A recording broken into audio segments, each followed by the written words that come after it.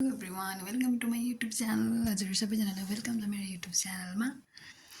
अनि आज चाहिँ सबैजना आरामै हुनुहुन्छ होला, के गर्दै हुनुहुन्छ, कहाँबाट हुनुहुन्छ, सबैजनालाई मेरो च्यानललाई सबैजनाले सब्सक्राइब गरिदिनु, लाइक गरिदिनु, सेयर गरिदिनु होला। अनि म चाहिँ आज के भनेर आएको भने हजुरहरूलाई साइप्रसको बारेमा के जान्न मन छ भने हजुरहरूले कमेन्ट गर्न सक्नुहुनेछ। अनि हजुरहरूले कमेन्ट गरे अनुसार म चाहिँ तपाईँहरूलाई कमेन्टको रिप्लाई दिनेछु। अनि म चाहिँ अहिले आरामै छु, मेरो चाहिँ रेस्ट टाइम छ, त्यही भएर म बसिराखेको छु होइन। अनि म चाहिँ अहिले साइप्रस आएको लगभग 2 महिना हुन आँट्यो। मेरो चाहिँ काम एकदम राम्रो छ। कति धेरै मान्छेहरू चाहिँ काम नराम्रो पनि परेको छ, मसँगै आउने साथीहरूको पनि 1-2जनाको नराम्रो पर्यो काम होइन, सबैजनाको राम्रो चाहिँ हुँदैन रहेछ। त्यही भएर जति पनि आउँदाखेरि सुरुमै हजुरहरूले इन्टरभ्यू दिँदाखेरि राम्ररी बुझेर आउनु होला। आउँदा अब सुरुमा अब कसै चाहिँ एकैचोटि आउने होइन, इन्टरभ्यू नदिकन त्यतिकै भयो भन्ने, त्यतिकै भिडियो बनाउँदा भिडियो लाग्ने, अनि भिडियो पठाइसकेपछि पास भयो 20 आयो भन्ने पनि हुन्छ नि त। प्रायः घरको मान्छेसँग तपाईँहरू आउने साइप्रस आउने हुँदा चाहिँ प्रायः इन्टरभ्यू भइसकेपछि घरको मान्छेसँग बोलेर आउनुभएको राम्रो हुन्छ, फिक्स हुन्छ नि त। अनि बढिसके चाहिँ घरकै मान्छेसँग बोलेर आउनु। अनि अब यहाँ आइसकेपछि उहाँबाट त्यो भिडियो बनाएर पठाइदिएको हुन्छ त्यो एजेन्सीहरूले। अनि त्यसपछि यहाँ भिडियोमा पास भयो भनेर आएपछि चाहिँ कति मान्छेको काम नराम्रो पर्छ, आफूले सोचे जस्तो हुँदैन नि त। अनि कति कुराहरू हुँदैन, कसैलाई खान दिँदैन रहेछ सायद। अहिले चाहिँ मैले चाहिँ यहाँ आइवरी बुझेको, कसैलाई खाना नदिने, बढी काम लाउने, अनि उनीहरूले त्यस्तो दियो त्यस्तै खाने, त्यस्तो हुन्छ। सुरुमै हजुरहरू चाहिँ आउनुभन्दा अगाडि राम्ररी बुझेर आउनु होला। अब यहाँ आइसकेपछि कतिजनाले चाहिँ भन्नुहुन्छ काम पाइहालिन्छ, काम फेरिहालिन्छ भनिन्छ, एजेन्सीलाई भन्ने हो, तिनीहरूले काम फेरिदिन्छ पनि भन्नुहुन्छ। तर सोचे जस्तो छैन है साथीहरू। किनभने मेरो साथीले 2टा घर चेन्ज गर्नु भइसक्यो, तर उहाँले एजेन्सीलाई भनिराख्नु भएको छ, नेपालको एजेन्सीलाई पनि। अनि नेपालको एजेन्सीलाई भनेअनुसार यहाँ पनि भने होला सायद भन्न चाहिँ, तर उहाँको घर चेन्ज गरेको छैन। किनभने उहाँलाई गाह्रो भइरहेछ नि त, उहाँले काम नराम्रो भयो।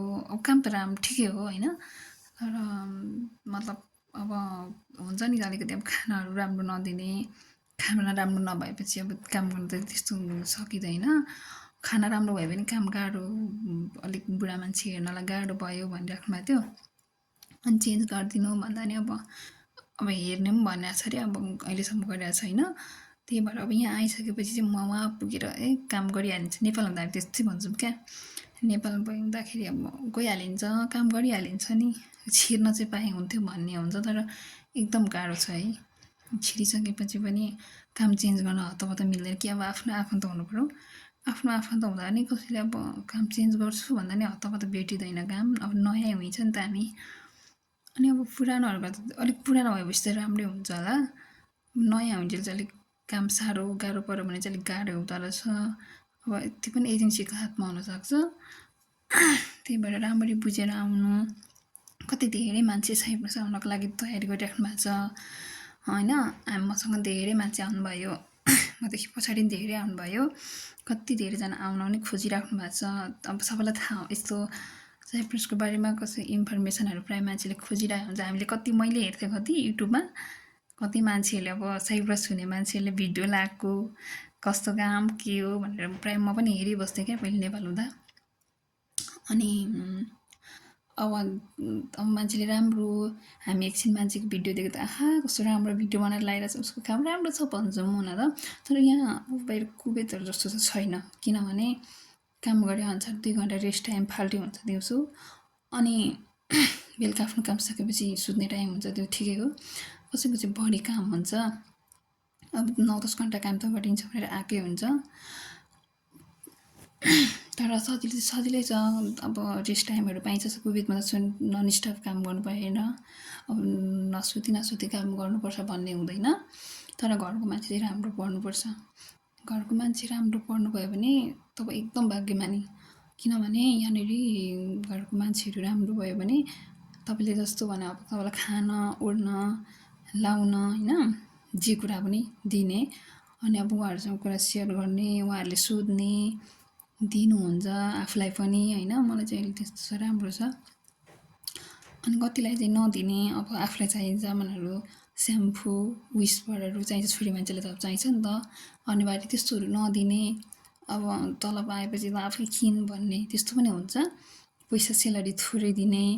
अब कसैले चाहिँ घरको मान्छे राम्रो पढ्नु भने सबै थोक सामान ल्याइदिनुहुन्छ, स्याम्पू तपाईँलाई चाहिने अब एभ्रिथिङ भनौँ न होइन, सबै थोक तपाईँले चाहिने चिज जे पनि ल्याइदिनुहुन्छ। त्यही भएर साथीहरू राम्ररी नेपालदेखि आउँदाखेरि चाहिँ राम्ररी बुझेर आउनु। पछि यहाँ आएर धेरै दुःख पाएछ।